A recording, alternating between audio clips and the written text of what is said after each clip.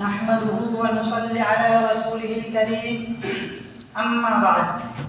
صدر محترم اور حاضرین جلسہ، آج میں آپ لوگوں کے سامنے سیرت نبوی کے مدنی پہلو پر کچھ روشنی ڈالنا چاہتا ہوں اور یہ بتانا چاہتا ہوں کہ حضور اکرم صلی اللہ علیہ وسلم نے رحمت للعالمین ہونے کے باوجود دنیاوی اسباب کا سہارا کیوں لیا؟ وہ کیا حالات تھے جن میں آپ نے اسباب کو اپنایا، اور جب اپنایا تو میدان کارزار میں کیا نمایاں کردار ادا کیا؟ اس لیے کہ حضور صلی اللہ علیہ وسلم کی وہ سیرت نامکمل ہے جس میں آپ کی مدنی زندگی کو نہ بیان کیا جائے۔ حضور صلی اللہ علیہ وسلم کی وہ سیرت نامکمل ہے جس میں آپ کے غزوات کو نہ بیان کیا جائے۔ حضور صلی اللہ علیہ وسلم کی وہ سیرت نامکمل ہے جس میں آپ کی جنگی قیادت اور سپہ سالاری کو نہ بیان کیا جائے۔ اے اسلام کے غیور نوجوانوں، یہ کسے معلوم نہیں کہ بعثت سے قبل پورا عرب پیغمبر علیہ السلام کو صادق اور امین کہہ کر پکارا کرتے تھے۔ ہر خاندان اور ہر قبیلے والوں کے نزدیک آپ کی بے پناہ عزت تھی، آپ کا ایک مقام تھا، ذرے ذرے کو بھی آپ سے محبت اور پیار تھا۔ لیکن جب اسلام فاران کی چوٹیوں سے نمودار ہوا اور تاجدار ببھا نے توحید کا اعلان کیا تو تمام مشرکین عرب آپ کے مخالف ہو گئے، اپنے پرائے بن گئے، دوست و دشمن ہو گئے، ہر طرف دشمنی کی آگ بھڑک اٹھی اور پھر کیا تھا؟ ظلم کا سیلاب امٹ پڑا۔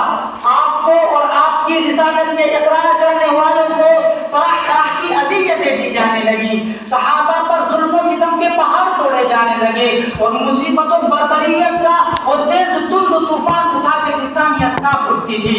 کمزور اور بے سہارا مسلمانوں کو صرف قبول اسلام کے جرم میں وہ سزائیں دی جاتی جن کی تاریخ میں کوئی مثال نہیں ملتی۔ کہیں حضرت بلال رضی اللہ عنہ کے گلے میں رسی کا پھندا ڈال کر گھسیٹا جاتا تو وہیں حضرت عمار بن یاسر رضی اللہ عنہ کو آگ کے گرم انگاروں پر لٹا کر وہ سزا دی جاتی کہ بدن کا دھواں دھواں کھڑا ہو جاتا ہے۔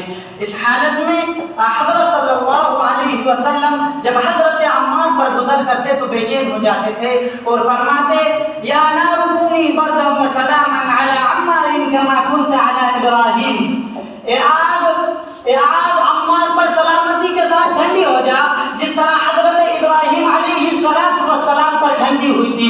حضرت عمار کی والدہ حضرت سمیہ رضی اللہ عنہا بہت بوڑھی اور ضعیف تھی، وہ بھی کفار مکہ کے ظلم سے نجات نہ پا سکی۔ ابو جہل نے ان کی شامگاہ میں ایک دن اس زور سے برچھی ماری کہ وہ وہی شہید ہو گئی۔ حضرت خباب بن عرد، حضرت ابو فقیہ، حضرت صہیب بن سنان، حضرت زنیرہ، حضرت زبیر، حضرت سعید بن زید اور ان جیسے دیگر درجنوں ایسے صحابہ تھے جو مشرکین مکہ کے وحشتناک ظلم و ستم پر تحت مشق بنے ہوئے تھے۔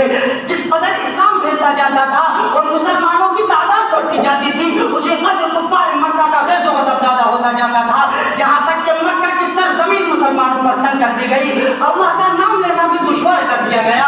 حد یہ ہے کہ سینکڑوں دیوی دیوتاؤں کے پجاریوں نے داعی حق کے خاتمے کا فیصلہ کر لیا تو اللہ تعالیٰ نے مسلمانوں کو نبوت کے 13 سال کے بعد ہجرت کا حکم دے دیا اور تمام صحابہ کرام مجبور ہو کر چپ چاپ مکہ کے املاک و جائیداد کو چھوڑ کر مدینہ منورہ ہجرت فرما گئے تاکہ وہاں آزاد ہو کر اللہ کی عبادت کر سکیں۔ لیکن آج یہ اسلام کے دشمن کفار مکہ کا دل اب بھی ٹھنڈا نہیں ہوا، ان کی مخالفت اور تیز تر ہو گئی۔ یہود مدینہ، منافقین اور دیگر قبائل سے مل کر مدینہ پر حملے کی تیاریاں شروع کر دی۔ مسلمان اگر یہاں بھی ہاتھ پاؤں موڑ کر چپ چاپ بیٹھے رہتے تو یقیناً وہ بیر بکریوں کی طرح ذبح کر دیے جاتے۔ اس لیے مسلمانوں کو اللہ تعالیٰ نے اپنی جان و مال، عزت و آبرو کے لیے دفاع کا حکم دے دیا اور فرمایا اذن للذین یقاتلون بانہم ظلموا وان اللہ علی نصرہم لقدیر۔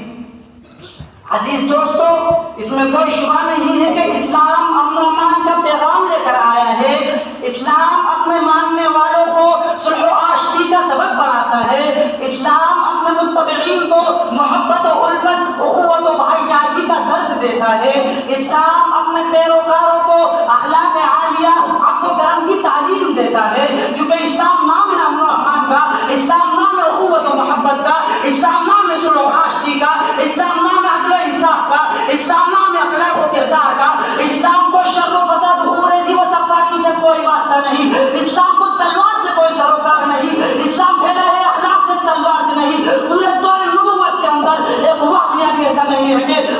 اسلام کے لیے کسی کی گردن پر تلوار چلائی گئی ہو, کسی کو اسلام کے لیے مجبور کیا گیا ہو, اگر تمہیں اس کا اقرار نہیں ہے تو پھر ہمیں بتاؤ حضرت ابو بکر جیسے وجیہ انسان کو اسلام پر کس نے مجبور کیا تھا؟ حضرت عمر جیسے جری اور بہادر انسان کو اسلام پر کس نے مجبور کیا تھا؟ حضرت عثمان غنی جیسے صاحب شخص کو اسلام پر کس نے مجبور کیا تھا؟ حضرت علی جیسے فاتح خیبر کو اسلام پر کس نے مجبور کیا تھا؟ شاہ حفص نجاشی جیسے صاحب سلطنت کو اسلام پر کس نے مجبور کیا تھا؟ ابو سفیان جیسے دشمن اسلام کو اسلام پر کس نے مجبور کیا تھا؟ اور ذرا یہ بھی بتاتے چلنا کہ حضرت بلال, حضرت عمار, حضرت خباب, حضرت شہیب, حضرت زبیر, حضرت زنیہ, حضرت سعید بن زید جیسے عشاق رسول پر اسلام پر کس نے مجبور کیا تھا کہ مسلسل مصائب پر بریت کے باوجود دنیا کی کوئی طاقت ان کے ایمان کو چھین نہ سکی. بس اس بات پر میں اپنی تقریر ختم کرنا چاہتا ہوں. وآخر دعوانا ان الحمد للہ رب العالمین.